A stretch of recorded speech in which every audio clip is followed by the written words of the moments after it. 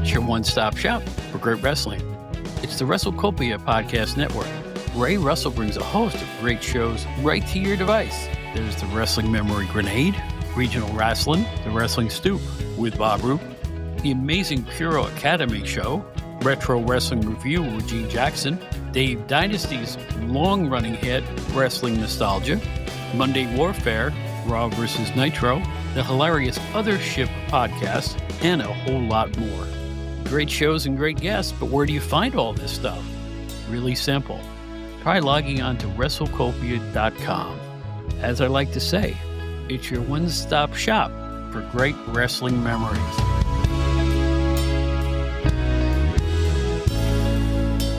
Hello, everybody. Welcome back to the Outdated Wrestling Hour. In this edition, we have a returning guest, Jammie Ward. And we're going to talk about great wrestlers who really should have been world champions. I know something that should have been a world champion, and it is. The greatest hot dog in the world. It's in New Jersey. It's a place called Rutt's Hut, and it's delicious. Oh, it's so good. You have that and some fries, a nice soft drink. Oh, I go back and get another one and another one. So delicious. Oh, they're so deep fried and wonderful. Oh, gosh, they're so good.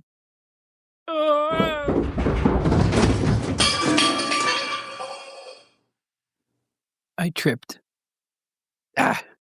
It's the Outdated Wrestling Hour. If you ever go to Rutt's Hut, try that sauce they got.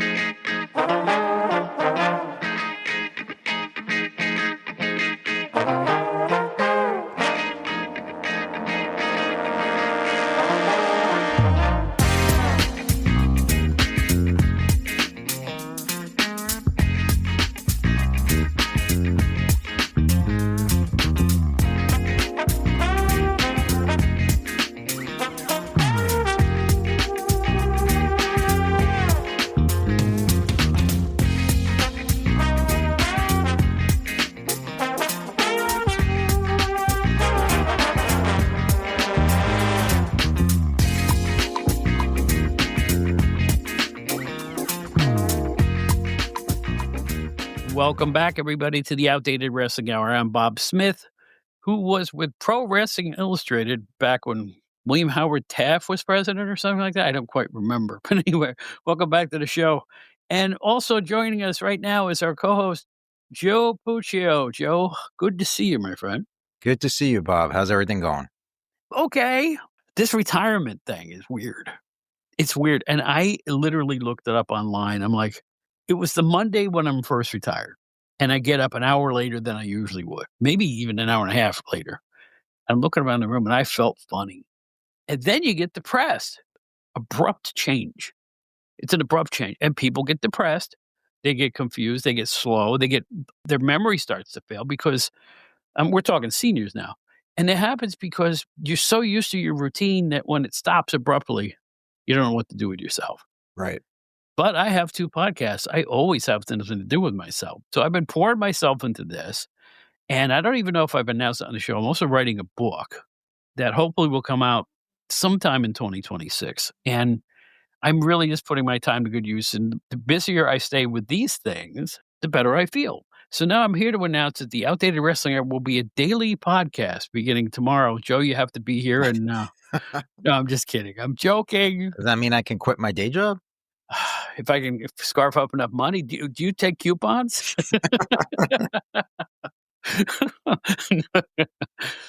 Joe and I have a very similar lifestyle, so we can laugh at stuff like that, you know? So it's Man, I know what you're saying. I know people say that about retirement, and I've heard it from a lot of different people, but I still can't wait. There's a lot of things about my shoot job that be careful. Yeah, no, there's a lot of things I'm going to say that are good about it. Don't get me wrong. Hey, look, working from home is one of them. I would love to have more time to do other things, and even Generation X wire. It's like I say to myself, man, I really wish I could be spending these next few hours doing some articles, as opposed to waiting for my 8-hour workday to be done and then walk the dog and then have dinner and then hang out with Marilyn and just, all the different things that you do in life. And then you try to make a little bit of time for things like this. So I'm counting down the years. Let's put it that way. There you go. Well, all I know is that in the interim time that I have now, I have been doing things involved with the podcast, and we'll get to those probably in 2026, hopefully. There may be some new things on the horizon for the show, and I'm going to give it the old school push. I want this show to continue to grow and develop new listeners and just generally continue to have the fun that we're having here. So, I'm just because I have more time, I can investigate new things, look for guests that are out of my usual strata, that type of thing. You know what I'm saying? So Yeah. I'm hoping that you'll stick with us. 2026 is coming, and that will be the beginning of this show's 4th season. Unreal. I can hardly believe it. It doesn't feel like 4 years. Hard to believe. I know. And that makes 5 if you count the podcast that was on the year before that. Right. So it's like 5 years? Good gravy. I mean, it's like time flies when you're overworked. I was going to say, when you're busy. I was overworked for a long time with doing the podcast and doing my day gig, which has just ended. Sometimes I was overworked, and because I was busy 6 days a week. I would say one day to do nothing. The rest, I was on the run from like 5 in the morning till about 11 o'clock at night. Seriously, and it does. At my age, it starts to add up, and you start getting the lumbago. No, I don't want to make fun of people with lumbago, but it takes a toll. But enough of my yakking about my own stuff. Our guest today is Jammie Ward, who has been on the show once before. He's all around the podcast world when it comes to wrestling, and we are going to talk about the best wrestlers who never won a world title in the big three. That means WWF, NWA, WCW, and AWA. And it's a cutoff point on that one. And it's a good conversation. It's already in the can. But Joe and I are going to talk about something that's in the news right now. Let's do it again. Beep, beep, beep, beep, beep, beep. I have to find that sound effect. In the meantime, I'm cracking myself up. Gotta get Michael Winslow. He's amazing. Remember him? Yeah. Yeah, he can do anything. Beep, beep, beep, beep. Breaking news, we're going to cover something new and prescient that hasn't even happened yet on the day this show comes out. On Saturday, we come out on Friday. Tomorrow will be John Cena's last match.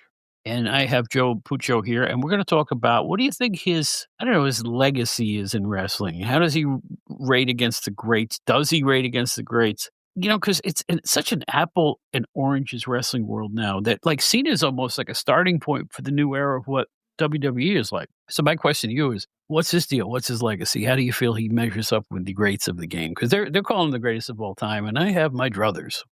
Well, I was just going to say that. I mean, according to current WWE and Michael Cole, he is the greatest, right, of all time. Obviously, that's what fits their narrative. That's what they're saying now, that he's the greatest of all time. Who knows? In a few years from now, they might give that moniker to somebody else. I think he has a very, very significant legacy.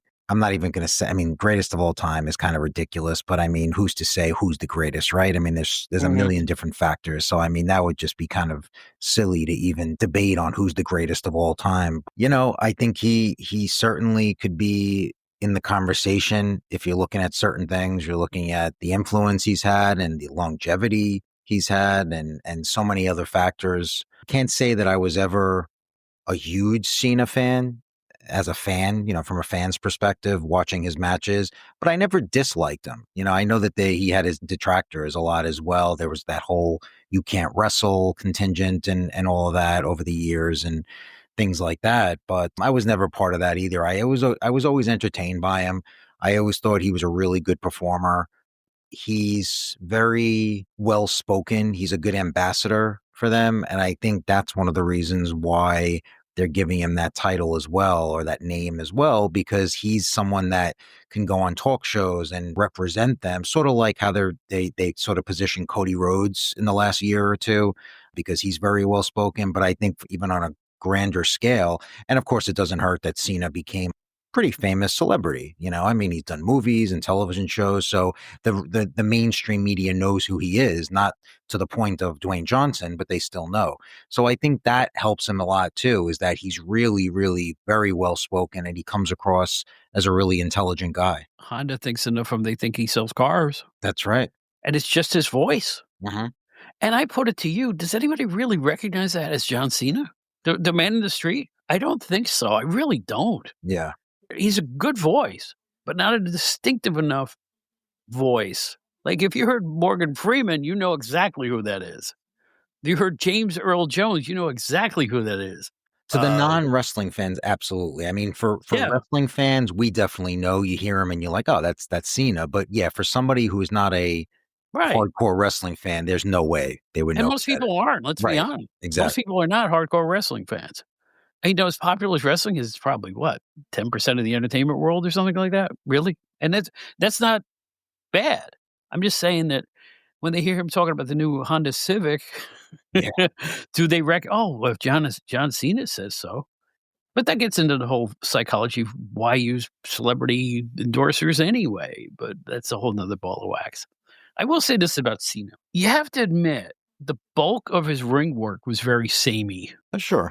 Wait for the spot with the five-knuckle shuffle and all that stuff and things like that. He did have a lot of really good matches in there. There's a few things I really liked about him. Number one, he'll do a job and not complain. He's not one of those guys that's gotta be on top. He's doing jobs now. You know? And he's having his farewell tour, and they already had him lose once.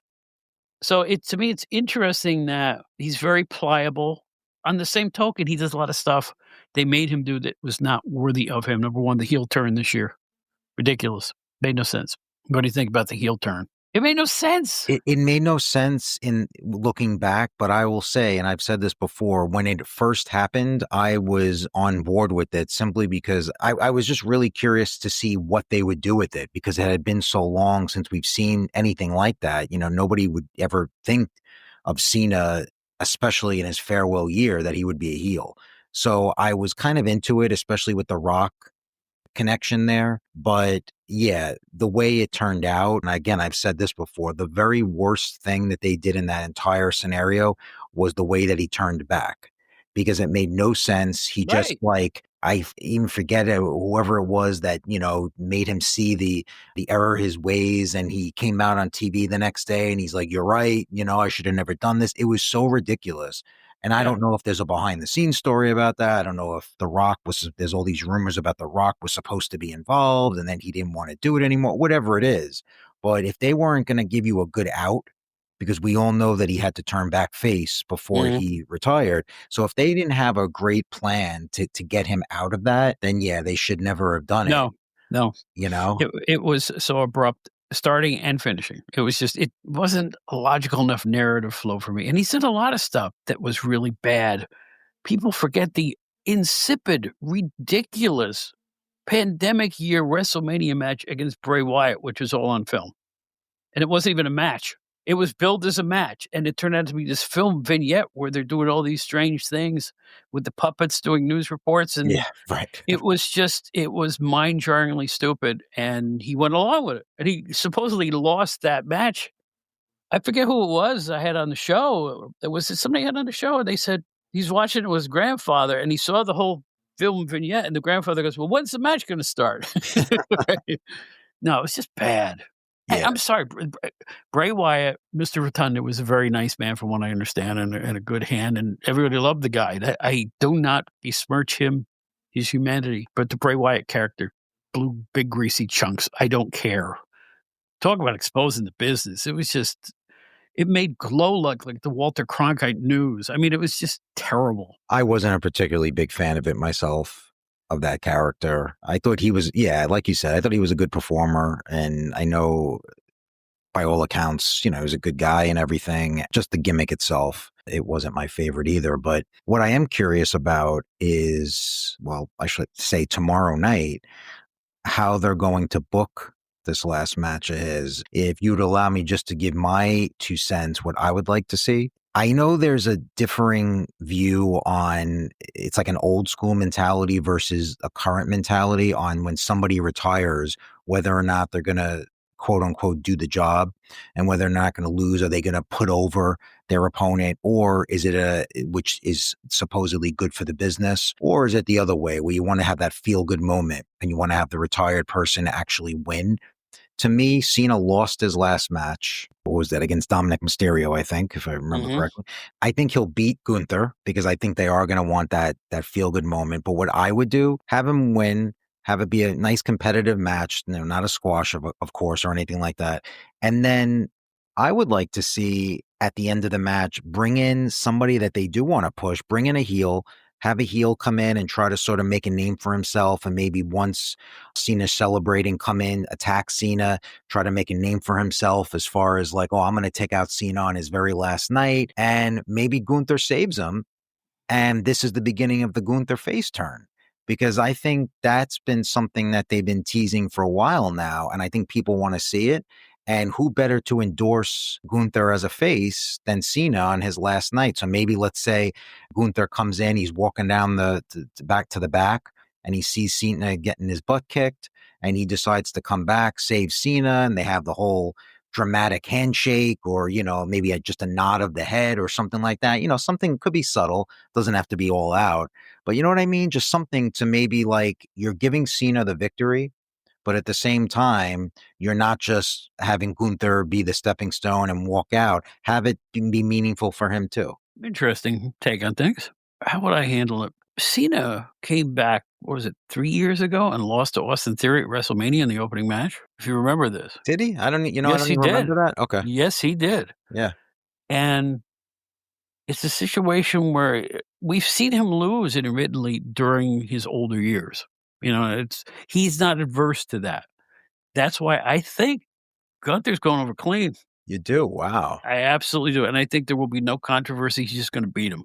I really do. They've been building up Gunther so strong that I think they're really pushing him as one of the two champions again any minute now. As soon as they can put, a good guy in that role, they're going to have Gunther come and beat him. That's it. That's what I think's going on here. And it doesn't mean it can't be a nice send-off. Look at when he lost to Mysterio. He was all groggy, got up, and the place went bat for him as he walked back anyway. Right. We've seen this before. Remember when Kurt Angle had his last match in WWF? Yeah. He got beat by Baron Corbin. Yeah, I know. They are not averse to having their legends go out with a loss. Oh, I know. And that's what I'm saying, is that it really could go either way, because I think, and again, I think that's almost like a modern mentality, right? Because there was a time years ago, I think, where it would be you're sort of supposed to win your last match, but I mean, I don't know. There's so many different ways to look at it. Like, does it really mean that you're not helping the business by losing your last match, by winning your last match? I don't know at this point if it really matters, in 2025. Yeah, and there's the thing. Every time they have a wrestler go to their hometown, they lose. Have you ever noticed that too? Yeah, of course. Oh, he's back in Houston. 1, 2, 3. So, and that was a Vince thing. Like, I know Vince was really heavy into that for when he was on top. I know he loved doing that, embarrassing people in their hometown. Remember all the times he embarrassed Jim Ross when they. Oh yeah. You would think they'd want to sort of really put this legend on a pedestal and say, oh, look at this, I'm going to really give him his moment to shine. Nope. They'd have him, someone would throw his cowboy hat off his head and, stomp it and kick him in the butt or whatever. So that was something that, I don't know, I think it was more prevalent with McMahon. It's really going to be interesting. I'll be out, so I'm going to, obviously I'll catch it when I get home, but I'm curious to see what they're going to do. I am not going to see it at all for a really silly reason. My yearly subscription was ending right about now, and I just let it lapse. Then when I found out they're taking all the old stuff off of Peacock, I said, fine. Then I found out this match is a Saturday Night's Main Event, which I would kind of like to see, but I'm not resubscribing to Peacock just to see that one match. I'm just not doing it. Well, I'll see highlights somewhere of it and read about it, and it'll be just as good. Oh, sure. As soon as it's over, you'll be able to see highlights. I mean, that's funny because I know when a few months ago with the whole ESPN Peacock thing with WWE happened, at first when I didn't realize that they were keeping the NXT stuff, they were keeping the Saturday Night's Main Event stuff on Peacock, I was probably going to let it run out as well. And then when I saw that they were keeping NXT premium shows on there, which I watch, and the Saturday Night's Main Event shows, and it's a pretty good deal that I was sort of grandfathered into, I'm like, I'll just keep it for now, Again, I think there's precedent for John losing. I remember when Lesnar squashed him on a pay-per-view? Yeah, sure. It was literally a squash. He got like one move in, and it was over in like 4 minutes. Yeah. Cena, as a performer, will lose and not take it to heart. That's what a lot of today's kid wrestlers don't understand. The belt is just part of a storyline. It's not you. Right. And I think it always was that way. I mean, the promoter determines who they think will be the top drawer as a champion Or at least it used to be that way. Now I'm not even sure. WWE is so hooked on gimmick match pay-per-views now that the titles almost become secondary to all this wild action. Mhm. So I don't know what to think of today's promotional psychology. There's no part of me that thinks Cena would balk at, let's say he obviously at this point he knows, but I'm saying if he finds out that he's booked to lose and, oh, I'm not going to lose. No, there's no way. I mean, I know he wouldn't mind, but I just think, again, I know that they'll have wrestlers lose on their last night, but I just feel like the way that they're really pumping him up. They did a year-long retirement tour. They are calling him literally the greatest of all time. I feel like the way that they're sort of doing it is sort of leading for me to think that he'll win on his last night. Again, it could be wrong. It could be that they're doing it because they want to sort of pull one under. They want to put one over on us and say, you know what, everybody just assumed he was going to win. Nope, we're going to beat him. But I mean, he lost his last match. That's the other thing too. I feel like if they had maybe had him keep winning, but I mean, I think he just lost his last match. So I feel like that was sort of like to set him up for this last big win. There's the rare occasion where a guy gets over like crazy, even though he lost. I point to Steve Austin against Bret Hart. I point to, Bret Hart in the Royal Rumble where he lasted over an hour. There were times I point to Becky Lynch, and she was a heel at the time, but she got over just because she had this one great performance and said, hey, wow, that was great. It didn't matter if she won or lost. It just mattered that she was good in what she did. Uh-huh. So I think there's precedent for a loss not burying somebody. And that is another thing about young wrestlers that drive me crazy. You're burying him. He'll never. I'd go to AEW if I was him. Come on, grow up, kids. You know what the motivating factor is in all sports, even wrestling? Ching ching. That's the motivating factor. It's not belts. It's not how you're being used. How much do you make at the end of the year? The same motivating factor that Joe has, that I have, and everybody I know has. Exactly. It's so true. And there's so many different instances of like what you're saying. The one that always comes to mind too, that's kind of stands out is you remember when Warrior and Hogan fought at WrestleMania 6 in Toronto? Right. Warrior won that match. I mean, Warrior won the belt. Hogan was supposed to be on his way out. But if you watch that match back, I mean, Hogan was the one that got over. Like Hogan's whole dramatic giving, sort of like passing the torch. Warriors in the ring sort of huffing and puffing, running around, showing the belt. And all the fans were really more invested in Hogan, even after that match was over. So that's a clear-cut example, too, of how it doesn't necessarily mean whether you win or lose, One last thing we'll talk about now.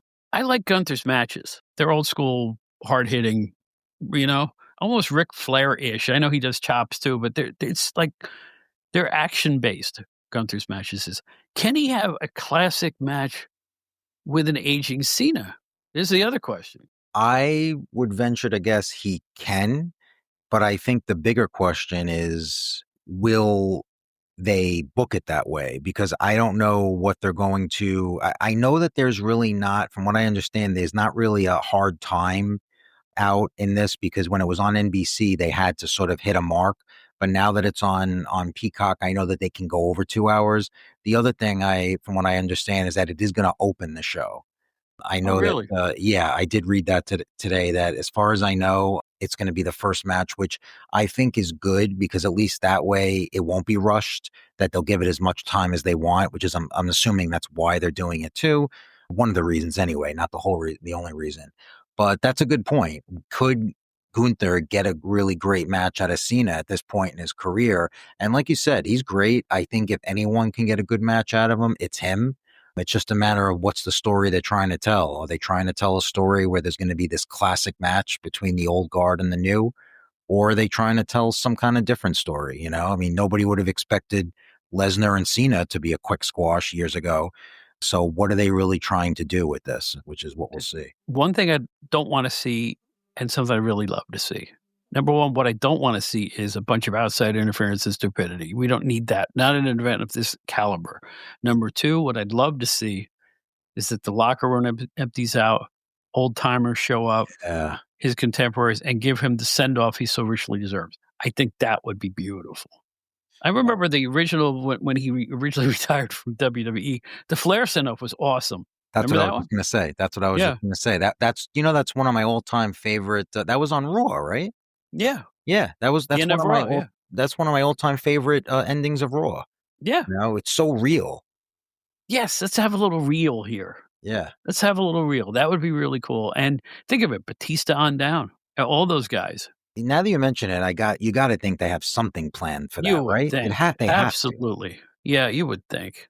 Maybe even Vince. That's an interesting one because Mhm. Meltzer's of the Observer website touched on that last week, where they said, there's a lot of people asking about that, and I'm not sure if it was Meltzer or Alvarez, but one of them said at this point it seems highly, highly unlikely that McMahon would be in attendance. But I was thinking that even before, obviously, it got brought up, that would be a really, really interesting Mhm. appearance, right? To see him there. I got to say no. I don't think so, but you never know, right? It seems pie in the sky, but I got 2 words for you, CM Punk. Remember how he came back? Nobody Yes. saw it coming. Even though it was Chicago, nobody really saw that Yeah. coming. So anything, it's pro wrestling, anything is possible. True. In any event, I kinda wish I was seeing this one live. Maybe I'll resubscribe tonight. I don't know what I'm gonna do, but in any event, it's gonna be a cool event, and we're gonna go back in time a little bit. I just wanna announce that I have just seen finally the Queen of the Ring film, and Joe is going to see it. We're gonna talk a little bit about it, but we're not gonna take a lot of time to talk about it. I just wanna say, first off, it's really cheap now on Amazon Prime and Apple to rent. I recommend it wholeheartedly. It's better than I thought it was gonna be. I like it better than the Iron Claw. Really? I Okay. really do. I really, really do. There will be criticisms of it because you know how they take these, you know, biopics or biopics, whatever they call them, and they mush events together because they don't have time to explain one or the other, so they make 2 events out of one. All of those movies do that stuff. This movie does that stuff. But overall, it's really well made. Looks like a high budget film, even though it isn't. And the acting is absolutely superb. And the young lady who plays Mildred Burke does a spectacular job. Oh. And you'll see Tony Storm and Camille, a bunch of other Naomi's in it. Mhm. There's a lot of female wrestlers are in the film that you may want to just check them out. And of course, Jim Cornette playing the commissioner of the National Wrestling Alliance, which is just such great casting. You gotta love that. I know I'm behind on this. I know you just saw it, but I definitely am going to make it a point to watch that before the year is up. Well, this is almost like doing a show on something that happened in January, but, I know. it's because of the lack of availability of the movie. My thought is if I liked it and if you liked it, we should let people know where to find it Sure. because it's cheap now. And who knows? You know what'll happen? We'll tell people to go rent it, and then it'll end up on some streaming For service or free, yeah. something like that. I get the feeling if it goes streaming, it's not even gonna hit HBO and that stuff. I think it's going straight to, like, the Plutos of the world, just based on what I've seen from the distribution deal. I don't understand how they distribute indie movies right now. Yeah. I just saw a comedy film called Fackham Hall. I saw it at a theater that showed it 4 times before its official release on a Thursday of last week, and then that was it. That's all they showed of it. All the other theaters in Manhattan, in our area, booked it for, like, 2 showings at, like, noon and 2 o'clock. So, obviously, they're not thinking there was a big audience for it, but still, the way they book these films, if it's an indie, you gotta search for these things. Yep. I guess it's lucky enough just to get into the theaters at all at that point. But, I'm starting to think that the theatrical runs for indie films are just a showcase until it does go streaming somewhere. Yeah, I know. Some of these independent deals, the distribution deals are really weird. I mean, like you said, Strange. some of them they come out within a few months on, like you said, HBO or Netflix or Paramount or one of these other streaming services, and you're able to see it. Others it takes a little while, and some you never see. I mean, some like this one, it's never going to be anywhere unless you rent it or buy it or whatever. I'm just thinking back last year when I interviewed the filmmaker who did the Luna Vachon documentary. And she was talking about hoping to get a distribution deal, and it's really tough. And it was only available in Canada right now, but we're hoping to make it to the States and this and that. And now just because you brought this up, now all these months later, as far as I know, it never really hit distribution here in the States widespread anyway. Mhm. So it's really interesting how some of them get it, some of them don't. Well, it's been a bad year for movies, and I think maybe part of the reason for that with the indies is that you own a multiplex. Like I saw it in Belmore in Long Island. Mhm. It's a multiplex, old multiplex. But by the way, they have $5 senior Thursdays. I can't believe it. $5 for They senior still seeing a have first that. run film. It's amazing. Is that the Playhouse in Belmore? Yeah, Yeah, yeah. yeah. So anyway, I love getting old in some ways. No, but it's they can't have theaters with 4 people in them. It was a rough year that way, I understand. Like, the blockbusters would do decently, and then the other cinemas in a sixplex were empty. You Yeah. can't have that. That'll kill theatrical runs of anything, and it'll kill the theaters too. So those are the type of theaters I think the indie houses that are getting slammed the worst. Like, if you got a movie theater, a multiplex attached to a mall, people can just wander in there. Oh, look, Yeah. movies. But when you're an independent older house, it's tough times for all the great ones in Manhattan have closed too. So I still like going to the movies. I don't care. You can see a movie at home and I got a great TV, or you can see a movie in the theater. There's something about the theater. Something about that joined experience of seeing a movie and hearing other people laugh and stuff like that.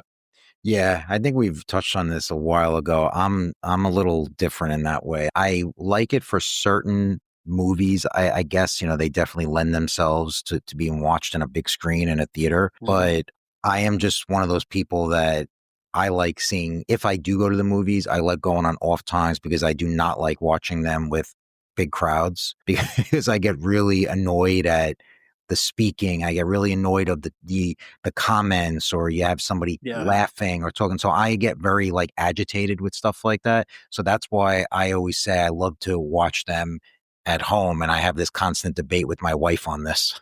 I haven't seen a movie with a crowd in 20 years.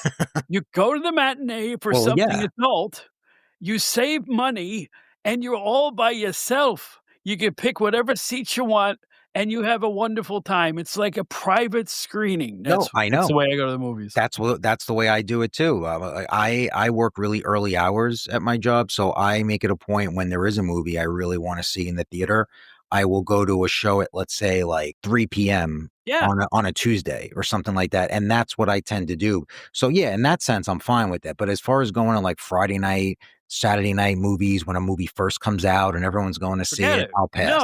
No, I'm not doing it. Yeah.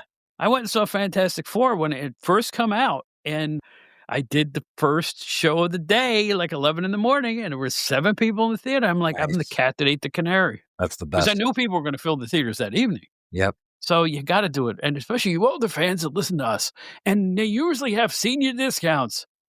Live cinema, folks. Just, ask for the hearing device. They usually have them. They do. Most Broadway theaters and movie houses have an assisted hearing apparatus that you can rent. Really? Yeah, sure. I don't You think I never knew noticed? that. You No. wouldn't know because you don't need it, you young punk. There you go. Joe Puccio is the proprietor of GenerationXWire.com, the entertainment website that's unlike anyone that I know of. And if you find another one, shoot it. No, I'm just kidding. He's a unique writer. He's got a staff of fine writers. And give me just a couple of the things you got going on right now. And it doesn't have to be specifically wrestling, just the latest things you've been working on. I will say just because it's really fresh on my mind, just yesterday I interviewed Joyce Bulifant, who we talked about recently. For those of you who might know her name but not remember where she was from, she was on the old Mary Tyler Moore show. She was a contestant on Match Game. She was in the movie Airplane. So she's been in a bunch of different things. 87 years old, if I remember reading about this, but she was awesome. She was so on the ball. She had great stories. We spoke for about 45 minutes on a Zoom call, and that one will be coming out very, very soon. I have to write an article, write a feature on that.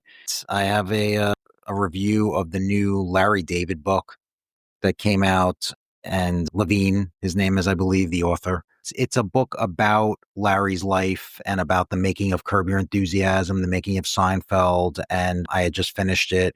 So I scheduled an interview with the author, so I'm looking forward to doing that. So yeah, I mean, it's, as usual, just a wide variety of things. It's certainly not just wrestling, although wrestling is a big part of it. Larry David, he's one of my favorites. Bob, get back in your soup kitchen, will you? No. Wouldn't Bob 20 Minutes Without be a big fan of Larry? We think the same way. We complain about the same things. Yep. The soup's too cold. It's just Bob 20 Minutes is very much like Larry David's character. There's no question about it. Definitely. And not that far from me either. Well, anyway, thanks for being here, Joe. Thank you. We talked about something prescient for a time. That's very strange for this show. But now we're going to go back, as Mick Foley would say, in time. And we're going to look at great wrestlers who, for some reason, were never world champions. Count the 9.5. We'll be right back.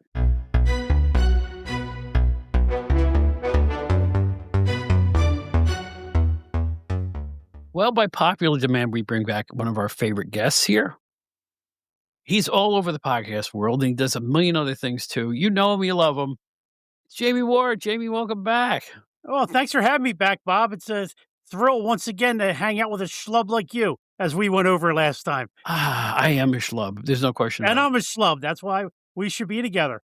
You know, I'm writing a book. I'm trying to come up with semi-autobiographical. I'm trying to come up with a with a title for it, but one of the word schlub keeps coming up in my mind, like we talked about. And I'm like, I'm not going to call myself. I never hurt nobody. But I want to congratulate you. I guess it's no secret that you are, I guess, retired now. Yes, after 40 years with the United States Postal Service, it was time to move on. Let the younger guys do the job. So I'm missing this entire Christmas rush, and I'm not missing it at all. 40 years. Congratulations on that. Wow. Yeah, I got in when I was 18. I get out one right before I turned 59. Wow. I hate to say it. That's a good deal right there. It's a really good deal you got. Congratulations again, because it's like some people can never retire. I know people in their 80s who are still working the jobs they've worked at for decades. Fortunate, both kids are off in college. Our daughter's married. My son is working as an engineer for Pennsylvania Power and Light. They're gone. I don't have to support them. They're all, their college education's all paid for. And, it was time to get out. Now, unfortunately, my wife's not retired. She's not exactly thrilled about that, but she doesn't mind. There's things I could say that I won't about my own personal situation, but I will say this.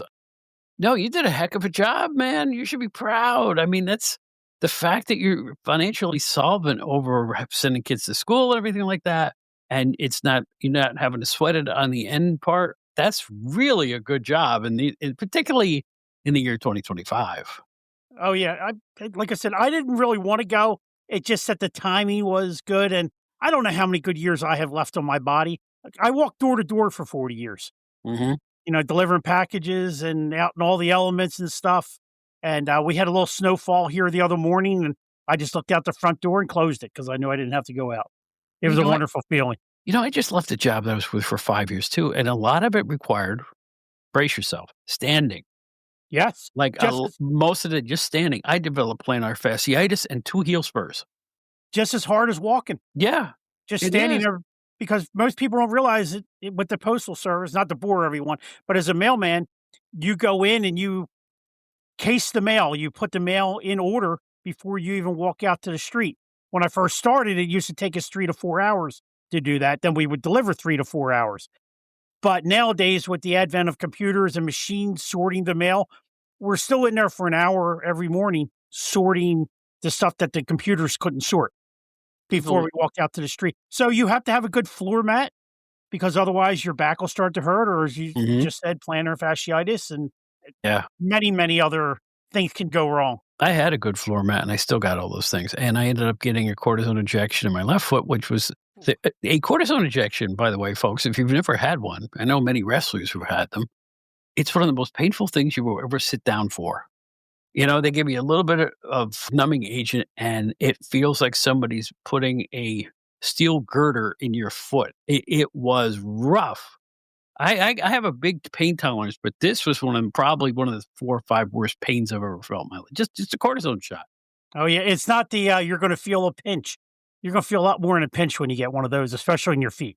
Well, luckily, I was face down on the gurney, and so what I did was what I always do. I just grabbed it with both hands, sweat, and moan. That's the only thing I could do is just go, oh, because it was just really rough. Hey, so on our next segment here on Old Men Complain About Their Health, we're going to talk about wrestling, and nobody knows more about it than you do, Jammie, and your wrestling podcast stints precede you here. You really have a lot of fun visiting the podcast, don't you, and making your way around the podcast world. Absolutely. I mean, I'm not a guy to run a podcast like you do. I'm not a lead guy. I'm just good at coming in, hit, and run, like that. But I enjoy talking wrestling. Yeah, me too. Especially old wrestling. This is why I like to go to halls of fame and stuff like that. And just go back in time. I started watching wrestling in 1970. So anytime I can see matches from the 70s, I'm thrilled. It's like They're very hard to find, but when you do find one, your head just spins. This is great. So I was thinking recently about wrestlers, really, really good wrestlers who everybody had the highest esteem for. But for some reason, the three major promotions from the 70s and 80s, we're going to call it NWA/WCW, WWWF, and everything else, the smaller version of that, and the AWA. These were all stars in those territories, yet they never won a world title. So that's what we're going to talk about. And I might as well just start this. I was watching a match the other day. Guy who I never, and by the way, I want to emphasize, we're not talking about tag team championships or lesser belts like intercontinental belts. We're just talking the world title, what was billed as the world title, just to make that clear. So I'm watching a match the other day. I went, boy, Greg the Hammer Valentine. Right up, it's the first thing that always hits my mind when I'm thinking, how was he never made a world champion? They teased one at Madison Square Garden back on 1980. Remember that? The Bob Backlund thing? I saw that live on the USA Network. Yeah. And then they did a Broadway, too, during one of their stints. So he could really go. He had nothing but praise from all his contemporaries in wrestling. Again, he won the Intercontinental Championship and stuff like that, like the secondary championship. Same in the NWA, same as a tag team guy all around. An original Fargo brother. He just did it all in wrestling. My esteem knows no bounds. And I think he probably would have done well as a heel world champion. What do you think? Bob, great minds think alike. He was number one on my list. Mm-hmm. As a guy that should have been given either the NWA or WWF title. More the WWF title because it was laid out perfectly when he came in, what was it, 79? And as you mentioned, he went to the 1 hour draw with Backlund at Madison Square Garden. You really had the feeling, hey, this might be the guy that takes the belt from Backlund. And then when he returns again, 1980, where they have what you just referred to, the referee awards the belt to the wrong guy. Backlund pinned Valentine, but Valentine was the one that jumped up. Right. So they gave Valentine, and they held up the belt in the state of New York because he defended it 2 weeks late. Backlund 2 weeks later defended it in the Philadelphia Spectrum, and on Prism said, right now Valentine, or rather he isn't the champion in the state of New York because they had a controversial finish. But yeah, Greg Valentine, I thought for sure was going to beat Backlund for the title. It seemed that way, didn't it? Yeah, it was laid out. It was perfect. And by that time it came along, Backlund had been champion, for 2-3 years. And you might think it was time for a title change. I had no idea they were actually going to give him a serious thought of going after Bruno's record there, because it sure looked like that until Hulk Hogan came along. And Backlund got kind of, I don't know what was going on late 70s with Vince Sr., because he brought a bunch of really older wrestlers in as contenders like Bulldog Brower and Swede Hansen, and the guys who were, you look at them the first thing you think of, boy, these guys are grizzled. So all of Backlund's opponents really weren't all that young. I mean, probably the best of the older ones was Pat Patterson. Right. The Patterson Backlund matches were great at the Garden, including a steel cage match. Yeah, and I got to see him at the Philadelphia Spectrum also. So I had the best of both worlds with those guys. And hey, Patterson could be a guy that was on that list. You could have seen him taking the title from Bob Backlund at the time because Patterson could wrestle, but Patterson was also downright a nasty scoundrel. Yes, he was.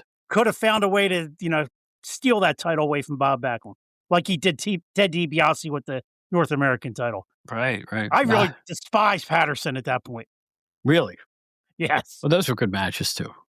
And the Rio de Janeiro, I think, again, with the Intercontinental title, right? A fictitious switch. Actually, I think all they really did there was rename the North American title the Intercontinental title. That's all they did. I mean, in factual, status, that was really all that it was about. For some reason, they thought Intercontinental sounded more important than North American for whatever reason. But I was a big Patterson fan. When they turned him face too, that was really good. Oh, that was a great face turn. I mean, and it was against Lou Albano. Yeah. Who didn't hate Lou Albano at that point? Oh, like I always say, that fat slob. Lou was a walking fart.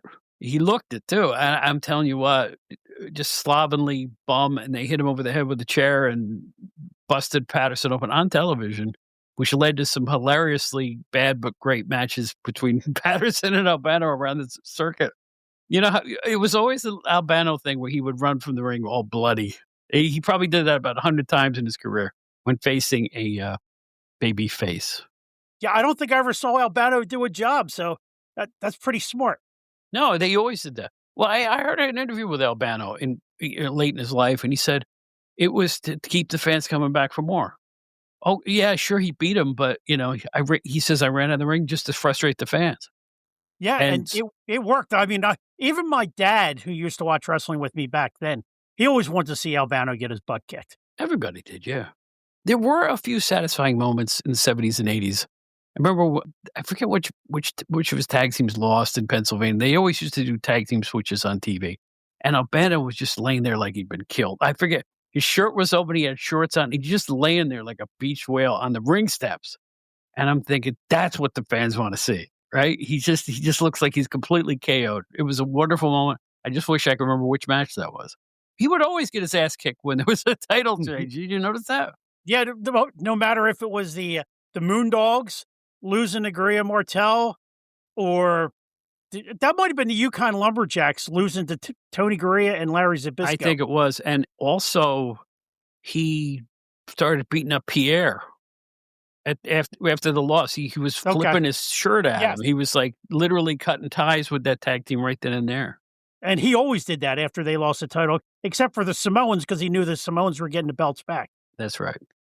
And there's another mini feud, the Albano versus the Samoans. People forget that one too. Yes. Because, you know, he was taking their money. That's the truth. Well, he wasn't spending on clothing, that's for sure. No, that's for sure. Maybe rubber bands he's spending on. I don't know. So you got a name for me of someone who never won a coveted golden strap, but probably deserved one? Well, I'll just stay right in the WWF since you started it there. I'll continue on. Valentine didn't get the job done, but this guy should have gotten the job done either in his first round or his second appearance. One, Don the Magnificent Morocco, another guy with all the tools. Him and Backlund put on some great matches the first time through. You know, they had 45-minute, 60-minute draws, if you know what I mean. They would wind up going to Texas death matches, but I was convinced Morocco was going to be the guy that beat Backlund. And then when he came back again, was it at the end of 82, much like John McAdam, I hear John say it all the time, and him and I've agreed on this, that we both thought Morocco was going to take the belt that time around, but it just never materialized. But he did get the Intercontinental title both times, but he should have been at least a short run with the WWF title. You know, Morocco was one of the great MSG wrestlers in terms of exciting bouts. I mean, the Pedro Morales feud, those great matches, the snooker off the cage moment. I mean, so many little things like that all add up. He was a great heel. I mean, and got better as he aged on the microphone. By the time he was in his second WWF stint, he really was a seasoned pro at delivering amazing promos. Do you agree with that? Oh, yeah, absolutely. Because if you remember when Vince Jr., he officially bought it around June of 82, and by August of 82 was his real first TV tapings. Morocco wasn't in long after that because he had just did like a 6-month stint in Georgia Championship Wrestling. And Vince was rating all the guys. You know, he brought Santana back. He brought the Samoans in, the Iron Sheik. There was countless numbers of guys that he stole back from Ole Anderson, which is another story in pro wrestling history. But yeah, Morocco, boy, could he cut a promo. Who else could get Roddy Piper over as a good guy at that point besides Don Morocco? You know, I put, the all-time best WWWF return, who was better in the second stint than he was in the first. I give it to Stan Hansen. He was green as a pool table when he broke Bruno's neck, and he wasn't much in the mic. But when he came back around 81, he was great on the mic. He had changed entirely.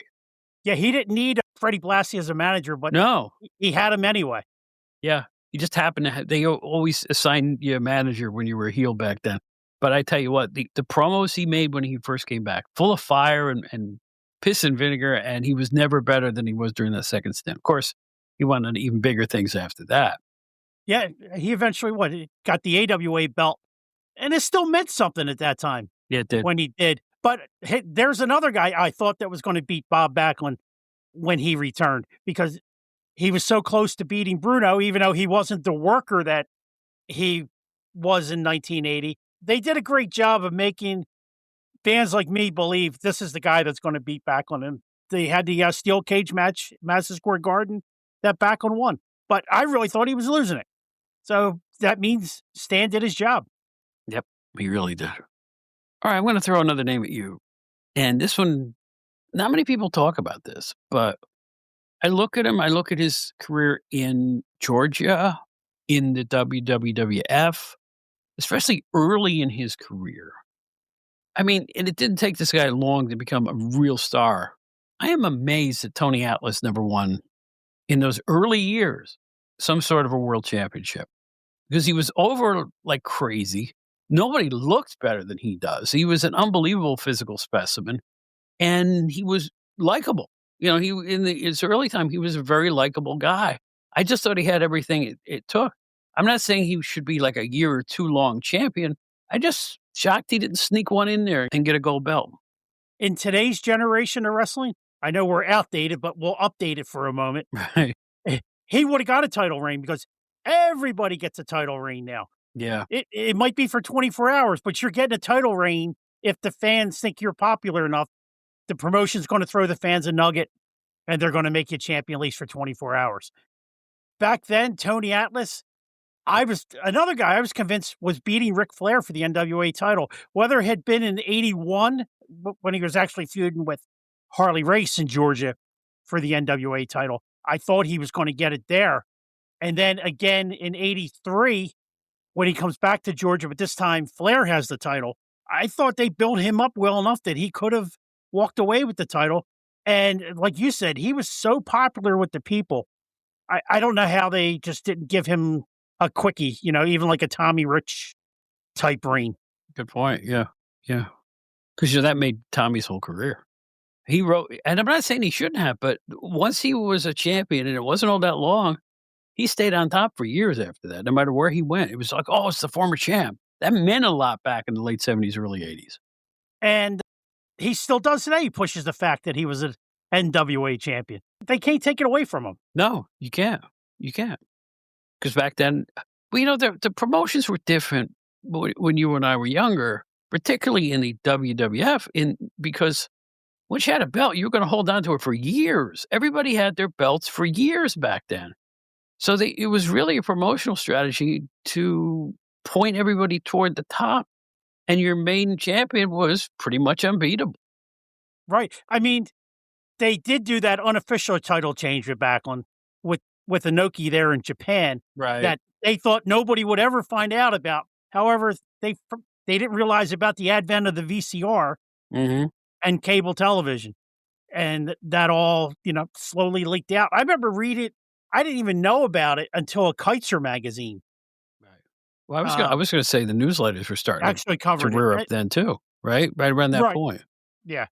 But they weren't, as in, like, Meltzer hadn't come along yet at that point. I mean, he had all the wrestler connections, but even the smaller newsletters, those guys didn't know as quick as they would a few years later when something occurred in Japan. It might take a month or so before they would find out, because the wrestlers would have to come back from Japan and then tell their people in the U.S., hey, this happened and that happened.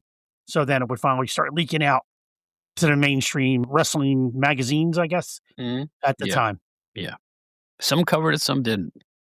Now, I work for London, and I don't think they ever acknowledged that one. I really don't. Yeah, I was buying all those magazines at the time. Inside Wrestling, The Wrestler, PWI hadn't come out yet.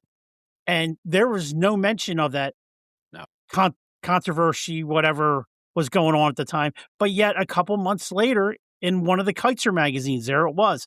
And it was a full page story on it. And I could still picture it. And I have it in my wrestling file that I've kept over the years. And it says about controversy in the WWF. Backlund loses title to Inoki. And I can still, picture the black and white photo and the article underneath. Yep. The Kaiser magazine would slip something like that in every so often. I remember it's 77 or something like that. I'm sitting in my car in Albany, New York, after buying my stack of wrestling magazines at Central News in Albany, New York, right? And I'm going through the Kaiser book, the agate in the back, because that was the results, right? And one of the results said, and I quote, the masked executioners, and then in brackets, it said Killer Kowalski and Chuck O'Connor. I said, what? I had never seen a wrestling magazine reveal the real names or the identities of a current tag team. And for some reason, they slipped that one right in there. And I went, oh, this is the goods. Yeah. I thought, oh, I'm not supposed to be reading this. This is fun. So I don't know why they would do that every so often, but the Kaiser magazines would do it every so often. Yeah, I remember I got my first Kaiser magazine in late 78. And it was totally different from what the aftermags were doing at the time. Mhm. If you worked there, that was more just posting stories to help the promotions go along. Mhm. But this one was like looking at the sporting news Right. comparison. The sporting Right. news, the Sports Illustrated. Sports Illustrated. Everybody loved Sports Illustrated because it had articles. Me, I loved the sporting news Mhm. because it was the meat and potatoes with all the stats and everything. Right. Oh, man, we grew up similarly because it's like we used to get the sporting news in my house too. And the father and the two sons would fight over who's got the sporting news, And we were all looking at the same thing. At the end of the week, you'd see the stats for the up to that week in baseball. You'd see box scores for that week. It was irreplaceable in those days because you couldn't get that information anywhere else. And that's a great analogy. The Kaiser magazines were the sporting news of the wrestling world. Well done. I've been trying to describe that forever, and I think that's the most accurate description. Well, you're more than welcome to take it and use it as your own credit. No, I always like to give credit. I gift it to you, Bob. And boy, do I miss the sporting. I miss those days. I miss being a kid. And it's Friday. Oh, the sporting news is here. It was just the good kid stuff. You didn't have to No. break the bank to have that much fun either, did you? No. Subscribe for a year, and we all read it in a household. It would be all dog-eared by Tuesday. All ripped up and what have you. Plus, my brother used to take pictures of the Mets out and put them on the wall because they always had photos of all the players. So it was like very useful magazine, or we should say it was a newspaper back then. Yes, it was a newspaper. Tabloid. Yeah. So anyway, enough of the sporting news because they didn't cover wrestling. Give me another person that you think should have had championship gold. Well, I'll go with another guy that could have had either belt, and he was really hot in 1980. Ken Patera. Oh, no kidding. Yeah. He won the Missouri title and the Intercontinental title within 7 days of each other, which is kind of unheard of, being, promoted in two different organizations at the same time. I mean, really the only guy that was jumping around like that was Dusty Rhodes at the time, or Andre going promotion to promotion. Right. But here they put titles on Patera, and I was a big Ken Patera guy because I remember first time I got to see him was on, what was it? The World's Strongest Men's Competition on CBS Sports Spectacular. And I got to see Patera with that wild blonde hair that he had. And then I started, anytime I saw a wrestling magazine that had Ken Patera on the cover, I made sure I picked that up because I became a big fan of his. And then he returned back to the WWF in 80, and he had slimmed down. And I thought, again, I wasn't looking at work rate back then, but here's another guy I thought was going to take the belt from Bob Backlund. I was convinced of it. And he should have been at least another guy that should have been a quickie WWF champion. If not, he still could have been a quickie NWA champion, if not even maybe a little bit longer. His only problem was he had somebody named Ric Flair that was hitting his peak at the same time, or maybe Patera might have got it. Well, there's the thing in the East. I mean, World Wrestling Federation did not change titles. I mean, Right. if you had it, you had it for a long time. The only time they broke method on that was with Superstar Graham, where they said, we're giving you the belt for a year, and we know Backlund's going to be the next champion. We're going to spend a year building him up. And that's exactly what happened. But that was rare. That was a whole new promotional philosophy for the McMahons back then. But as a fan, I had the hope. I had the hope for all these guys that they would be the ones that would beat Backlund just because I want to see a title change. Not that I didn't like Backlund. I enjoyed Bob Backlund until like 1983. You know what I always regret? The first time, I'm from upstate New York, and we weren't rich, we'll put it that way. And the first time I was able to come to Madison Square Garden was I think it was October or November of 1977. And the main event was Superstar Graham versus Mil Metzger. It's their second match. If I had waited to the following month, Backlund had become the number one contender by winning an 8-man elimination match in that card, which was not televised, by the way. The next month, it was Backlund versus Graham, and I would have been there for the title switch. Ouch. That could go down as a big regret. It is a regret. It was just dumb luck. We decided, a friend of mine, we drove to Manhattan from upstate, parked our car in the lot because you could afford to do it in those days. And we spent 2 or 3 days in Manhattan because I think it was like the second time I've been in Manhattan my whole life. Upstate in Greene County is a long way from there. And I'll tell you what, we had the time of our lives going to the Garden for wrestling. Yeah, my dad always wanted to take me up, but it just never, he was a wedding photographer, and it just never materialized that he was able to take me up there. I've never been to Madison Square Garden. I've been to Yankee Stadium, the original Yankee Stadium, but I've never made it to the Holy Grail of Madison Square Garden. Too bad. I'll tell you what, it really did feel different because, I'm from the Albany, New York area, and we used to go to an Armory. That was their main venue for World Wrestling Federation. But to go to the Garden and then be able to go, I eventually moved to the area in the 80s, and I spent a lot of time in Madison Square Garden seeing wrestling, a lot of time, both working for PWI and before that on my own. And I'll tell you what, there was nothing like it. It just had that big match feel every time you went there. Every time I watched it on the USA Network starting in 1980, I always considered that bigger than, the Spectrum. Even though a lot of times I enjoyed the matches at the Spectrum more, but I was still watching Madison Square Garden, and I felt like I was watching something I wasn't intended to be watching at the time. Shoot, in the mid-'70s, or no, but late 70s, I had HBO. They used to show MSG cards on HBO for a long time. People forget that. Before the MSG network, they were on HBO. It was crazy. Some of those are still they were being shown on Peacock until they just took all that stuff off of there. But did you hear about that? Yeah, I heard that they're going to be shifted somewhere or lost in time. I hate to say it, but my vibe is they're going to be lost in time. I just think that they don't value the older fans all that much. And that's why I want to interview Triple H. And I'm serious. I'm going to stick my neck out and see if I can get a few words with him and ask him the question. Does the WWE give a tinker's cuss about any fans with as many as one gray hair? That's the question. I think big picture, they don't. No, they certainly don't.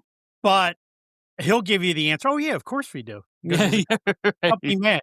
Yeah, and then he'll explain how they have a Hall of Fame and all that stuff. But it's not quite enough. It's just there's that one day a year. And then the Hall of Famers only go back usually about 10, 15 years. So we're talking about people who have been around since, like I said, I've been watching wrestling since 70. For guys like us, it's really a big shame that the whole musical rights thing came to a head back, what was it, in the mid-'80s? Right. So today, even regular TV shows, Dancing with the Stars, you can't find the original seasons of like 1 through 35 streaming anywhere, even on Disney.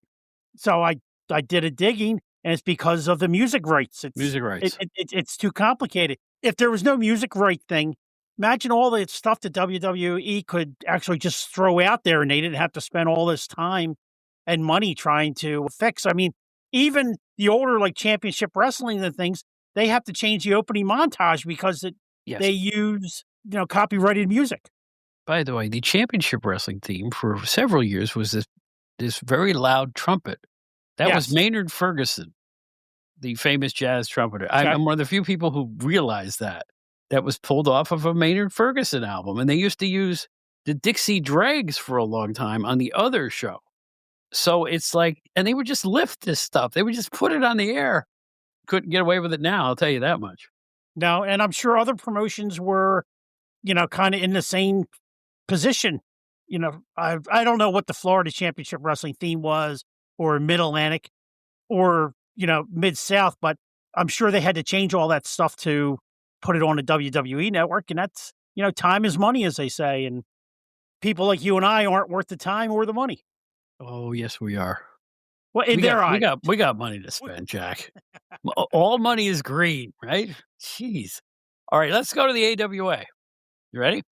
When you think back at the AWA, 70s, 80s, into the early 90s, John McGann made a point. They very rarely flipped their talent around. They always had the same faces for years. That is true.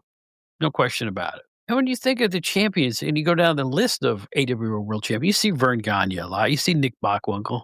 You even see Mad Dog Vachon, Mr. X at one point.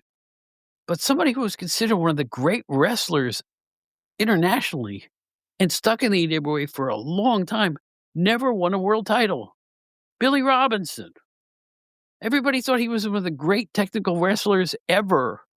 And I guess they avoided having Vern Gagne, Billy Robinson matches a lot because, they were both good guys and they didn't do that a lot back then. Although I guess they did it once or twice. In fact, actually that movie, The Wrestler, with the theme is that the character played by didn't want to face him because he was too good. So all I know is that he's probably the best wrestler, particularly when he was younger. Never got a whiff. I mean, they even have a championship on Otto Wands, for gosh sake, and they never put it on Billy Robinson. Yeah, that is the AWA would be my weakness of these three groups. And that's really the only name that I have on the list is Billy Robinson. And as you said, it's from that movie, The Wrestler. I actually saw that before I was a real wrestling fan.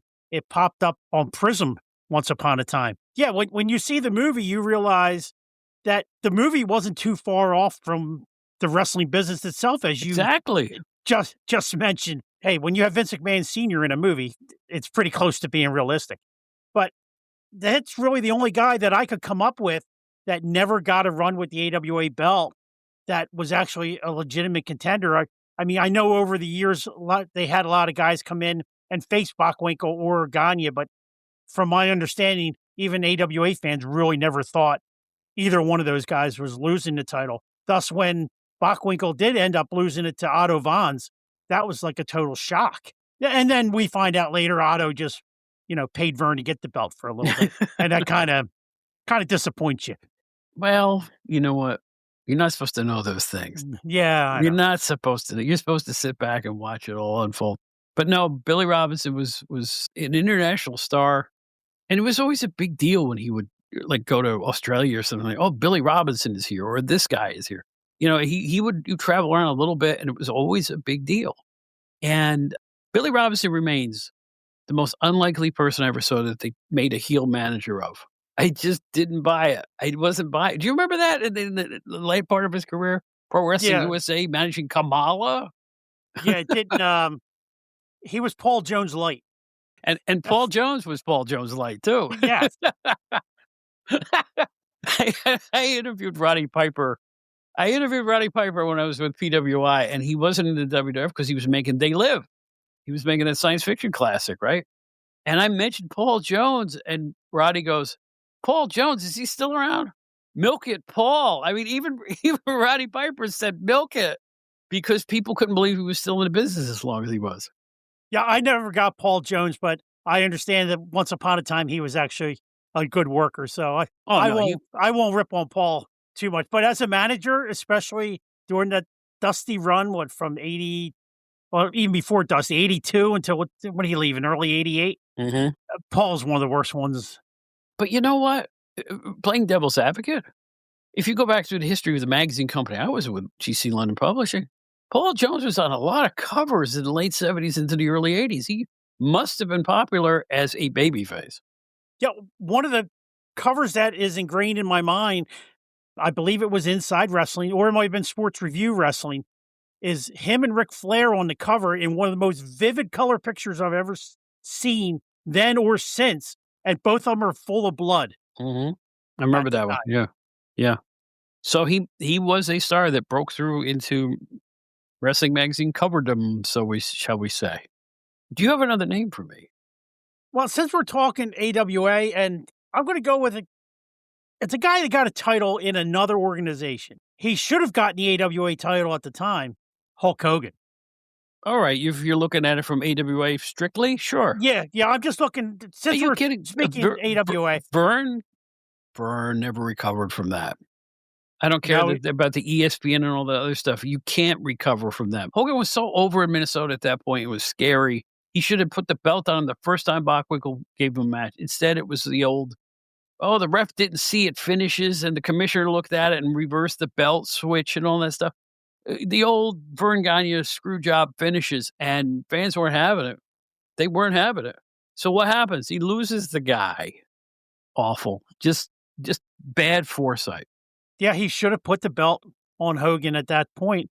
And I'll give you one more guy while we're at it that I thought should have got an AWA title reign, but not a long-term one, but definitely maybe a Kerry Von Erich kind of 3 or 4 week reign. Jerry Lawler. I know Lawler gets the belt later on down the line, but the AWA wasn't what the AWA was when he first starts feuding with Bockwinkel. Was in 81, I believe. Right. And the heat for I've seen the videos of those matches. The heat is unbelievable in Memphis. Yes, absolutely was. They should have let him have the belt for, a couple weeks. You don't even have to mention it on your television, probably. You just don't have Bockwinkel on there. And just have, in the actual lineage, Lawler would be listed, but never ever really defend a title in the AWA, except for maybe you have him do a Chicago show, because Memphis guys were appearing in Chicago or maybe even St. Louis at the time, and then give it right back to Bockwinkel again. Yeah, sure. But throughout the course of wrestling, there's nothing wrong with a unexpected upset for world. I think it creates interest. Remember Ronnie Garvin? Now, people got upset. Oh, he's not good enough to be a world champion. You know what, though? It got people interested. I know that. Because Flair had it a long time at that point. And when he beat him, it was unexpected. And they didn't keep it on him long. But the fact was, it did generate interest when Flair lost. I was all for that Ronnie Garvin title change. I'm not one that complained about it. It was set up right. The only thing they really didn't do right was it didn't seem like he made any title defenses, but he did. Mm-hmm. Yeah. They should have probably had him wrestle a time or two on TV. As the champ. I agree. As a champion, and even maybe a title match, an impromptu title match, where somebody comes out, like a Steve Regal type level wrestler comes out and says, I never get my title match. And they go in the ring and then Garvin pins him. But that was a great surprise title change at the time. Mm-hmm. It was. Also was Ron Simmons, too. Ron Simmons was a great choice. I really thought they were going to keep the belt on Simmons a long time, just to change things up, because they gave it a big build up, looking at his college football career going in, and I thought he was popular enough and gaining fans. But typical with WCW NWA management back then, it was always a new manager or a new commissioner or a new booker every 5 weeks, and the one booker leaves, the other one comes in, and they change their mind. So I thought they gave Ron Simmons some short shrift there. I really do. Right, because I believe Watts put the belt on him, and then like the moment Watts was out the door, they put it on Vader. Roddy Piper. Agreed. I looked it up too. I thought for a minute, since WCW had a new champion every 2 weeks for a while, I thought maybe he took that belt. He did not. And I'm like, wow. Who is more over than Roddy Piper? I mean, seriously now. I mean, they had that one pay-per-view in which I thought the title was changing hands. I never realized it was a non-title match. Mm-hmm. And where he got to beat Hogan, and then afterwards they said, oh, that was non-title. Here, I thought it was a title match the whole time, but I wasn't following wrestling as diehard as I was back in the 80s. But Piper could have been a NWA champion back in the 80s, and he should have got a pinfall victory over Hogan as a quickie in the WWF. I always thought so. Mm-hmm. Or even in WCW. The WCW period where they were bringing in Piper and Savage and Bret Hart and all this other stuff is a big blur in my mind. Nothing stands out because the whole show was so haphazard back then. It wasn't focused, and I tend to forget all of it. And I was working for WCW magazine at some point in there. It was just so unfocused that I don't remember virtually anything once the NWO thing came about. And it all became this like messy thing. I don't remember any of it. I don't think it's worth remembering, to be honest with you. I would record it every Monday night and probably fast forward through most of it, just trying to keep up with whatever was going on. But like you said, it's all just it's all in a fog, Bob. And even WWF, that whole era of wrestling, they had good stuff. But guys broke through the glass ceiling, but it's mostly just poof, gone. I thought that the whole promotion got very self-indulgent. They really lucked out with the whole concept of the NWO, and it took off like gangbusters. And the minute they were number one, they got all fat and happy and got lazy. You know, Yes. I just think, and the TV got frenetic and crazy. And then they brought Vince Russo in after a while. It just got to be an absolute mess. Yeah, it was a train wreck, absolutely. It really was. How about Paul Orndorff? I have him on both my NWA and my WWF list. I thought he could have been a quickie champion. And then in the NWA, Georgia in '82, when he comes in and, they put that national title on him right away, and he has it for almost a year, off and on a couple times he lost it, but they would have him come out in a suit and a tie and real professional looking. To me, it looked like he was getting his audition for a possible title run at that point. But it never, transpired, and he winds up getting fired by Ole the next year, and the rest is history.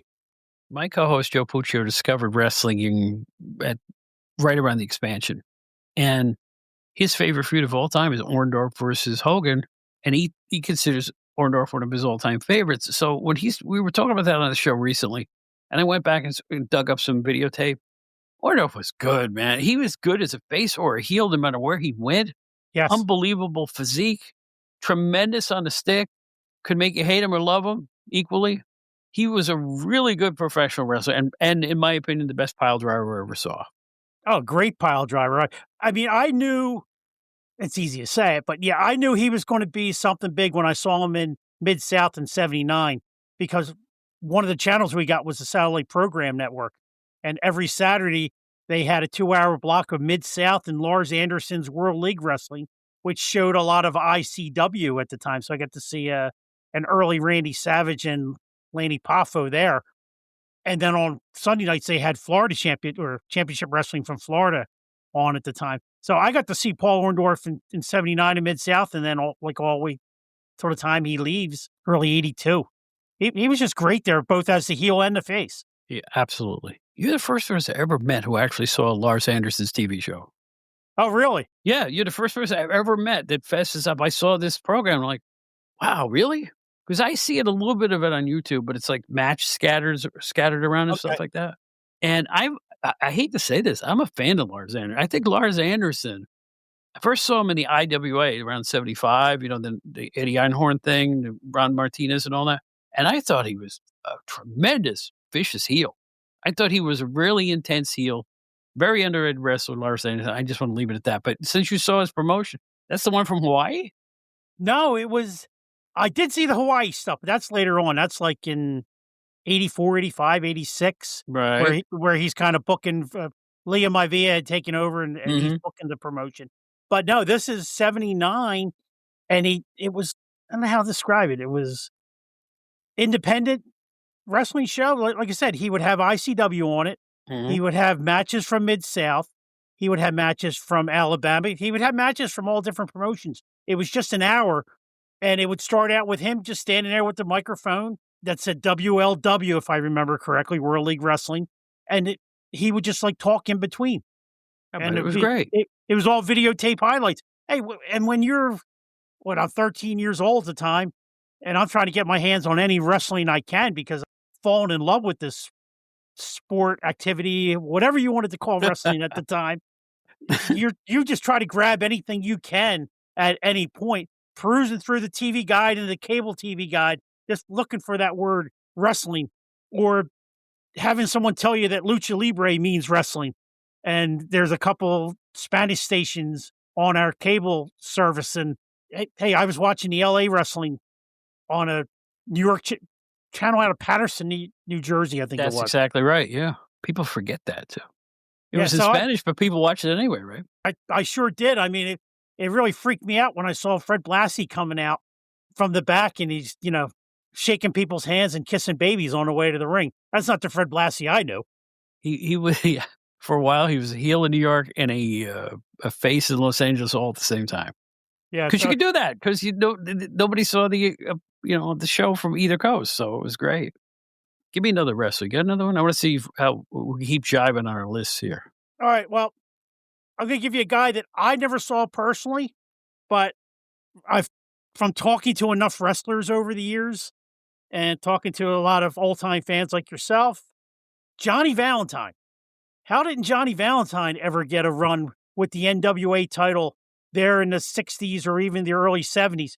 He was the number one guy in every single promotion he ever went to. He always held whatever that top promotion's belt was. I did see him as a kid. He did a couple spots with the National Wrestling Federation, the first organization I ever watched from Cleveland. And I seen plenty of videotape of him. Was there ever a more intense looking guy in the ring than Johnny Valentine? I mean, seriously, just intense, all business. Yeah, I mean, I've seen some tapes of him, Mm-hmm. but, his style of wrestling isn't what I was kind of raised on. But yeah, the guy looked real to me. The only other person I've ever seen wrestle that looked as real as what Johnny Valentine was doing was Harley Race. Absolutely. Johnny Valentine made you think it was real. One of those, there's a show right there. 10 guys who made you think it was real. Johnny Valentine's way up on the list for me. That intense look he had. He was smiling at the fans. He was a baby face, sometimes a heel, other times. But still, there's something ultra intense about the way he conducted his business in the ring. The brain buster that he had and all that other stuff. He was tough as nails. Now you make me want to go look for Johnny Valentine on YouTube. Yeah, there's plenty out there of them. I know there's one match that's famous out of Texas with I think it's from '69, Valentine versus Wild Bull Curry. Now that you say that, I saw a match between those two. Remember I told you I was always searching the TV guide? Right. There was a station out of Vineland, New Jersey, and this is like around 1985, 86, that was showing the best of Texas wrestling. And that was a match that they showed between the two of those guys. That was a real bloodbath. Right. It was a Texas death match, and it was the entire show. Wow. You're just flooding my memory. Yeah. It just flying out. But here, they're showing it in 1985 or 86, and whatever year that match probably occurred, I have no idea. Mm-hmm. Yeah. Oh, man. Jogging memories is what this show's all about. No, seriously. That's why I like to have a guest like you on, because we will always, somebody like you who's been watching almost as long as I have, will go back to the 70s and go, I saw that. Or, I remember this. And I remember that. That's the whole idea of the show. The whole idea. There's 1,000 wrestling shoot podcasts. I want to just look back with fondness at the stuff we really enjoyed when we were younger, right? Oh, yeah, absolutely. And hey, I talk a lot about the Georgia Championship Wrestling because I grew up watching Georgia Championship Wrestling. And as you know, I do the Georgia Championship Wrestling podcast with Ray. We did 1981, and now Ray Russell and I are doing 1982 in Georgia Championship Wrestling. And when Ray and I get going, the memories just start flooding back from that time period. And I never know what I'm going to say when I'm on that podcast with Ray. Listen, the best podcast, even if it's not wrestling, the best podcasts are good conversations, period. End of story. In fact, stuff that's too heavily researched tends to be boring in my eyes. 1982, you can tell they're reading. I'm not into that stuff. I'm more, and I'm not into like specific dates of things. I'm just into the memory of great matches. That's really it. I don't. Oh, Bob, you're such a historian. No, I'm not. I'm a fan. I'm a glorified fan. That's the way I look at it. Yes, I agree with you 100%, Bob.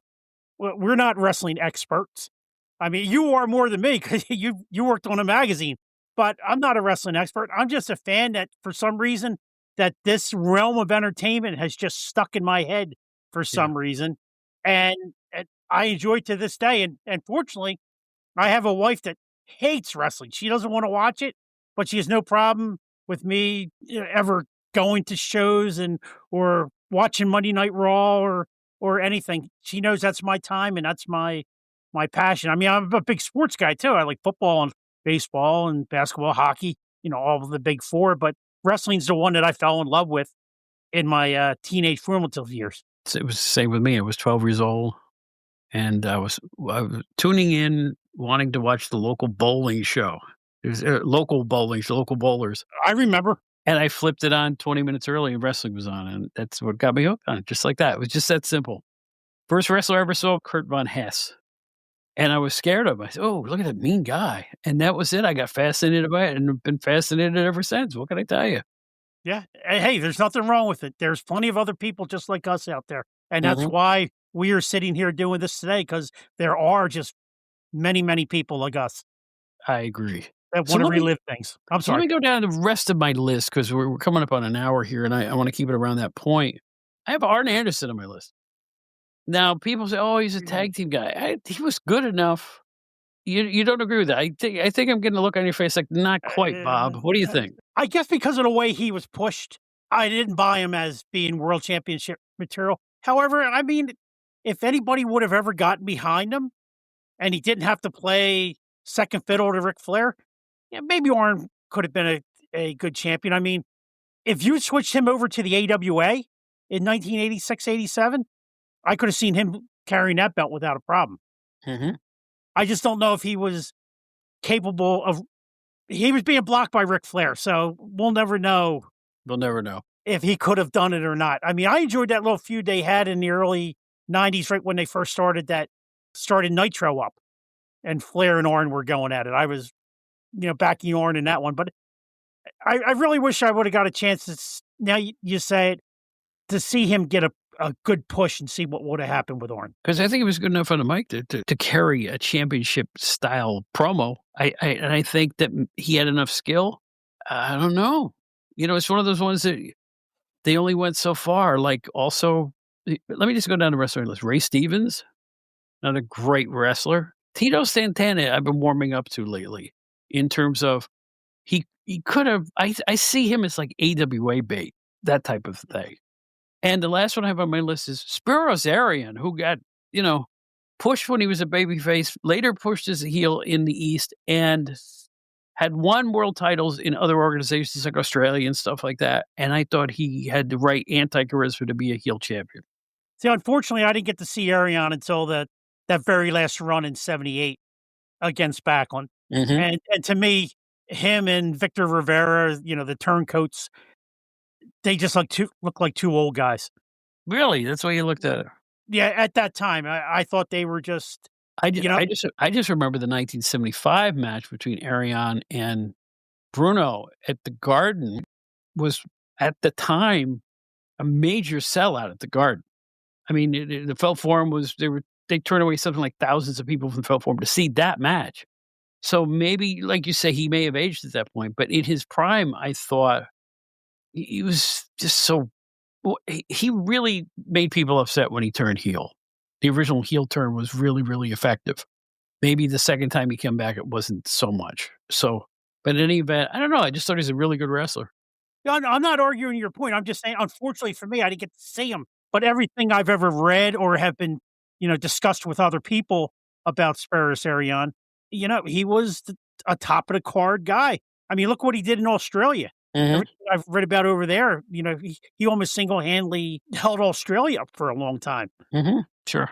And Can you then his runs against Backlund, or not Backlund, against Bruno when he turned heel, that was red hot, as you mentioned. That's so I have no argument with Spiros Arion maybe have gotten a run when he was going up against Bruno at the time. It would have made sense because it was a family feud. Mhm. Do you have any more on your list that you can share with me? I'll just throw a couple others out there. The most glaring guy that never got a title run, unless you want to count his 1 day or 2 days as WWF champion, Ted DiBiase. On my list too? Yeah, I mean, it was obvious they were grooming him in 1980 for that, possibly to have that spot that Dusty got as the transitional champion between Harley Race and Ric Flair. But the story is Dusty came along and derailed that, and he got the title run instead. But DiBiase was at the top of the card in both Georgia and Mid-South. And when he was, especially, what is it, 82, he turns heel on Junkyard Dog in Mid-South and proved that he could do that. He would have been a perfect guy to take over for Ric Flair, say, in around 84 or 85. But Mhm. it just never materialized. Another guy I had on my list, a guy I only got to see, on tapes from Alabama, Ron Fuller. Everything I've ever heard about Ron Fuller being that tall, what was he, 6'8", 6'9", and the athletic ability that he had. Another guy who claims he never wanted the title because he didn't want to, travel. I could have seen him as a NWA world champion. That's an interesting pick. I did meet Robert Fuller, and he was a tall drink of water, let me tell you. Yeah, His brother. I've met him too. And whew, I was a big Robert Fuller fan. I think Robert Fuller is very underrated because he was so territorial, and he by the time he got to the NWA, he was Colonel Robert Parker. They changed him up, but they never got fans never got to see him in his prime as a worker. He was a great heel faction leader. The Fullers probably deserve a bigger notice in the all-time greats, I think, because they could run a heel faction in a independent organization and be the number one draws there. So that's a good pick on your part, I think, because, just because they never got the opportunity doesn't mean they shouldn't have, right? Right. Exactly. And I mean, I have a couple other guys, but about the only other guy that I will mention this time around, I think Terry Gordy could have been one hell of an NWA champion. Gordy could go. The only thing that he would have had against him was the affiliation of the Freebirds, and they would have had to totally dismantle the Freebirds once and for all. If they had given him the NWA belt, there couldn't have been any mention of Michael Hayes or Buddy Roberts or him being a former Freebird. But just as a wrestler himself, I think Terry Gordy could have been a good NWA champion in the mid-'80s. Well, let me ask this then. Do you think he was strong enough on the microphone?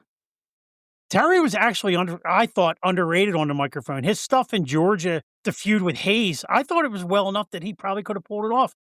Repetition makes you better. And I think he was trainable. Look how great he was as a wrestler at 14 to where he, became, where he could have, it wasn't a thing then, but he could have nightly 5-star matches with the broomstick. Similar to Ric Flair. I'm sure they could have trained Gordy well enough to be able to go into each town and just say, Ron Fuller, I'm not scared of you. You might be taller than me, but I'm faster than you. Stuff like that. I think he would have been able to pull it off. I'll tell you what, late in his world-class run, they made a good guy out of him, and he was over. Gordy was over, like Rover. I mean, he was really, really popular. I never thought I'd see the day. And he did some wild bouts. I mean, even on television, the stuff they showed was like really over the top and really exciting. Some guys were really exciting just showing up.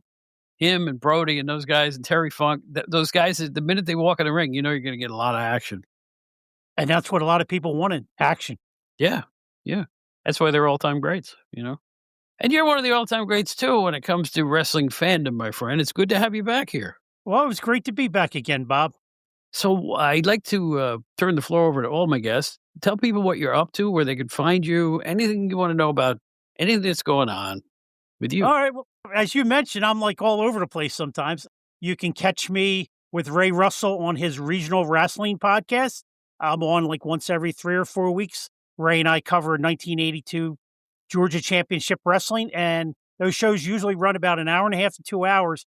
And in that 2 hours, we only get through 2 weeks because we go deep in detail over every single house show result and every single television result.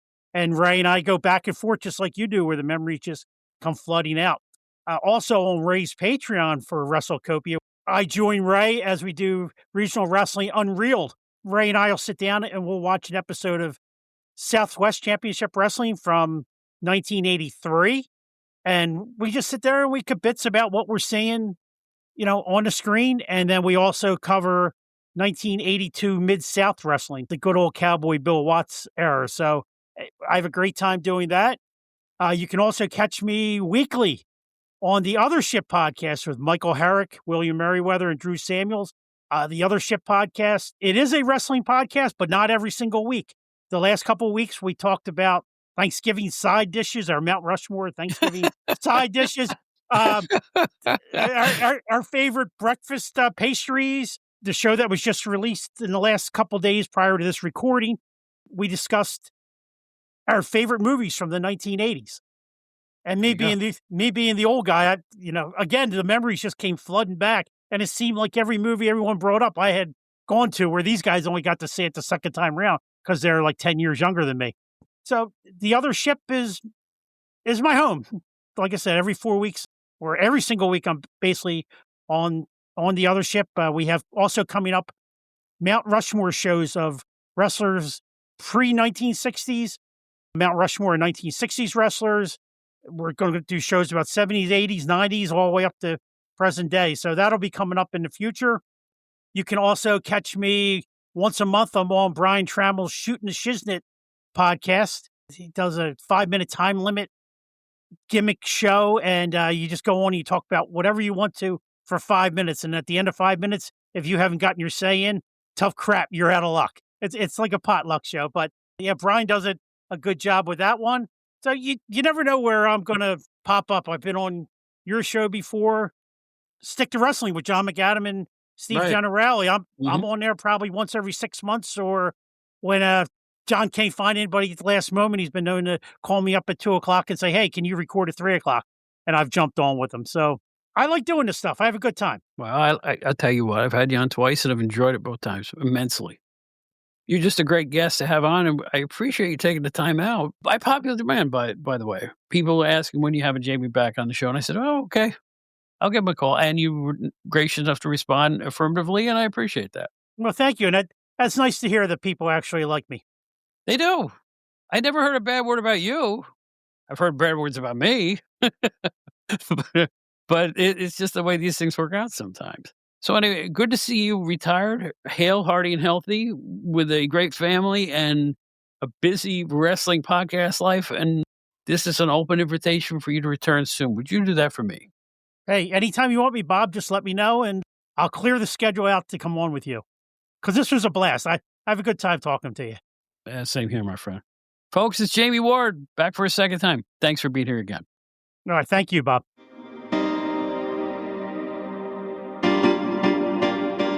Attention, Gen Xers. If you'd like to explore the era that appeals to you, look no further than GenerationXWire.com. The generation who grew up with elite in entertainment, music, movies, TV, books, pro wrestling, and more finally has a one-stop destination for all their Gen X needs. From Aerosmith to Batman to the Killer Bees to the Twilight Zone, there's something for everybody at GenerationXWire.com. You won't find a more eclectic mix of pop culture content than at the leading website that specializes in the greatest generation, GenerationXWire.com. Check it out today.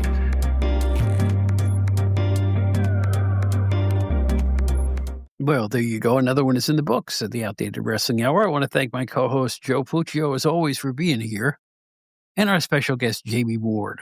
Always a pleasure talking to Jammie. We have a lot of cool stuff coming up as my schedule really congeals. I'm having one of those weeks that I didn't think I was going to have anymore. I think I have podcast interviews every single day this week. I'm talking to you on a Monday, and I think I'm talking to people till Saturday. Wow. But I hope it all results in good shows that you like to hear. And I want to let you know that we have a couple of big shows coming up for you guys. Our next one hopefully will have a professional wrestling journalist legend. And it's not a London publishing or PWI guy. It's somebody else who was involved with magazines for years and years. And I think you're going to enjoy this particular show we're working on right now. We got some other cool stuff coming up through the end of the year. Well, and I just want you to know also that I don't think we're going to cut out a show at Christmas time. We're going to just bull right through. Every Friday we will have shows, unlike other years where I took a week off. I don't think it pays. I think we just keep rocking and rolling every week that we come out on Friday. So please look for the Outdated Wrestling Hour every Friday as it gets released. That doesn't always mean on your favorite podcast app you'll find it there on Friday. What it does mean is it's available to the podcast apps beginning on Friday. Someone put them up on Friday, some on Saturday, some as late as Monday or Tuesday. Just the way it works in podcast land, folks. But all the big ones, they'll be available on Friday. You'll be able to find them. Write to us, outdatedwrestling@gmail.com. Our website, outdatedwrestlinghour.buzzsprout.com. All of our episodes are there, and you can also find out how to join the Outdated Wrestling Hour fan club, where for a nominal fee, you can help perpetuate the ongoing adventures of not only this podcast, but our secondary podcast that comes out once a month, the Outdated Entertainment Hour. And the current Outdated Entertainment Hour has a show called Old Magazines. You might want to check that out because our guests are two of your favorites, Brian R. Solomon and Steve Generale. And we're going to talk about magazines you just can't find anymore.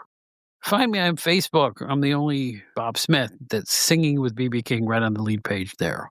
Also, or at most of the other apps, sometimes I'm outdated _Bob. Underscore is a thing, not a word. I always say that. And we're at Blue Sky and Threads and X, a couple others. We're everywhere. There's conversational apps. I guess that's the best way to put it. That's it for now. We hope you enjoyed this week's show with the great Jammie Ward. Looking back at wrestlers who should have been world champions, as Fred Blassie would say.